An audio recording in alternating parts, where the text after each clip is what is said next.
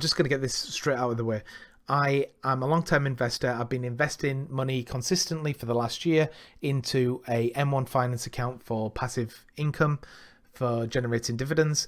Then I have another M1 account for growth, which has stocks like Tesla and ARK ETFs and things like that, which what I expect in the next 5 to 10 years with innovation, that these stocks are going to go through to the moon, and I can then move those gains into maybe my passive income account and generate more dividends that way. And then I have two other accounts that I deal with options and short-term trades. So I've got the Wheel Strategy account, which is on eTrade, where I do the wheel strategy for options. I'll do a video on that in the future.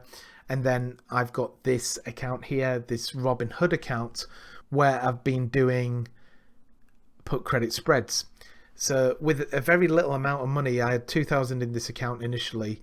I was gradually growing this account up and experimenting with options. This is the riskiest account that I've got. All the others, I've got almost like a psychological safety net. That I've got the safe passive account, the less safe growth account, the less safe wheel strategy account, and then the least safe, this one here, this Robinhood account.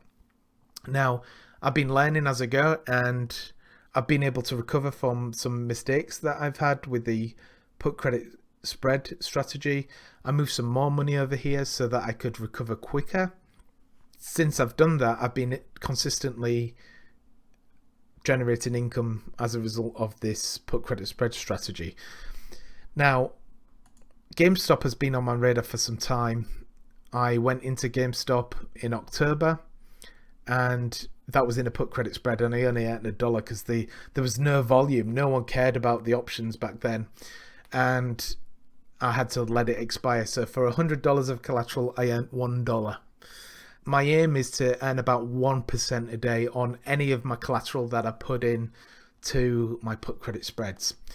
And when I saw that GameStop was moving in a more vigorous way last week, that's when I looked into why it was doing that and the story behind the stock now. And I got in on Monday, and I got out pretty quick by 7:40, and I'd made 5k. That's not bad. And then around Tuesday, at the beginning of the day, I thought, oh, maybe I can do the same thing again. And then I bought in again at about 89, and then I wanted to sell at 95 because getting $500 for, 10 minutes work isn't that bad. Like, that's 10% of my insane amount of growth of $5,000 in half an hour on Monday. The problem was that my Robinhood account has two-factor authentication, and it required me to type in my two-factor authentication code, and I had a market order, which means that it will fill at the current market price. I should have done a limit order to sell to make sure that I sold it around 95 rather than at 91. So I ended up making $200 in 15 minutes, which isn't bad at all, but it dwarfed my earnings from the day before, but I was quite comfortable with that. So around lunchtime, I decided to get back in because GameStop was going up gradually. And my thinking was, which may be incorrect, is that if it's going up gradually today and we didn't see a spike like that, that's fairly stable growth. So I should put my money in now, and then the next day I would imagine it going up gradually again. That's when Elon Musk tweeted GameStonk, and in after hours it went to the moon. And I've been staying up late talking with people on different Discords, and we've been watching the German market because they opened before us, and the stocks are floated on a different exchange, so we can convert the euros to US dollars just to get a feel of what the sentiment is in other markets in Europe. In those Discords, you get decent tips on how to mitigate risk. So say, for example, the way that I mitigated risk personally was when the markets opened, I wanted to get my initial investment out and keep the rest of the profits in the stocks. So the way I did that is I did a sell and a limit order, and I did a sell price for $300 and sell 30 of my 60 shares, and I got 9,000 out. So that's roughly the amount that I initially invested in. And then I set a second limit order for $400 with 20 of my shares, and that would have got me 8,000 out. And then after that, I set another limit order for $600 for my last 15 shares, and that would be 9,000. So from a 9,000 initial investment, I would have earned about 17k on top. So 27k from 9k. And the beginning of today, which is Wednesday, I got my 9k out, and then I invested it in some other stocks. I'd already been holding on to some of these stocks for a while and some calls. I sold out of one call today because it was like double my money, and I thought that's a reasonable price to come out at.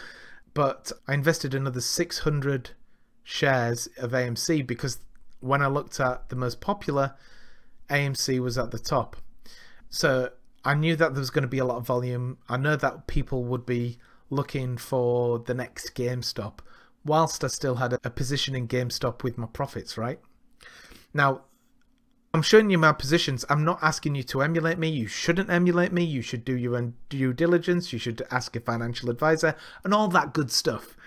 But anyway, I'm up 23,000 today during the market, and then it went down $6,000 or $7,000 after I was trading. Now, the after I was trading fiasco was precipitated by a series of negative press. So there was a lot of negative press around the Discord in particular, because what happens when you give links to random people on the internet, that they come into these communities and just cause havoc. So if you went into the voice chat, you couldn't hear anybody at certain points because it was so like full of people, and they were just like saying racial slurs and all this awful stuff. And that's the problem with online communities and anonymity that are open to the public, that trolls and bad actors can come in and really tarnish the reputations of individual people who are genuinely interested in investment. And in the same time period, Wall Street Bets subreddit actually went private. This is because of an influx of bots coming onto the platform, just putting in random links, like saying horrible things.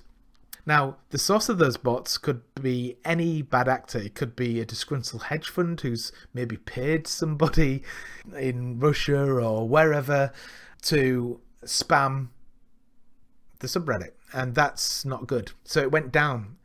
Now, people who not used to seeing red in their portfolios, like over a day or two or an hour or three, were getting scared and they were selling off. But as soon as the subreddit came back online, everything went back green. The only reason I'm showing you this as an example is that at some point today, after hours, these were red, and that can cause a lot of anxiety for people, and people would bail. I haven't bailed at all yet. I'm not saying it's a good idea to hold stocks overnight. A lot of people would say not to, and things like that. But what we've been doing is, checking out this German stock market when it opens their time, and then I tend to look at what I want to do for the next day, like maybe sell some of these with limit orders or something like that in order to take profit, and then get a feel for how the market's moving during the day, and then maybe reinvest in a particular stock and things like that. The thing to note is that if you're buying and selling the same asset class, whether if it's like a call for Blackberry or a stock for Blackberry, you'll be marked as that's a trade, that's a trade, that's a trade. And you can do up to, I think, 5 trades in a week without... in a single day. If you buy one day and sell the next day, it isn't classed as a trade for day trading. If you do it in one day, then that gets tallied up over time, and you won't be able to trade for the next, I think, 90 days or something like that. So you have to have at least $25,000 in your account to be a day trader, essentially.